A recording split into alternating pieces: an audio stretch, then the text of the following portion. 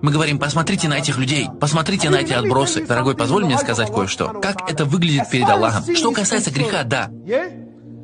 Тот, кто продает наркоту, это плохо или хорошо? Просто коротко, плохо или хорошо? Плохо. Как насчет убийцы? Плохо. Как насчет совершающего прелюбодеяния? Зина? Плохо. Что насчет того, который насилует детей? Насчет того, который распивает спиртное? Насчет того, который совершает серьезные преступления? Плохо или хорошо? Плохо.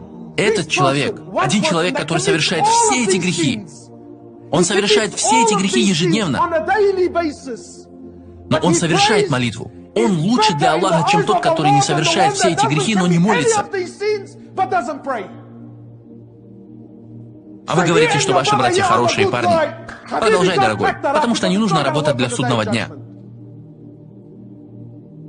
Любой человек, который пропустил одну молитву, одну, не две, одну молитву, ты пропустил одну молитву без причины. Ты хуже убийцы.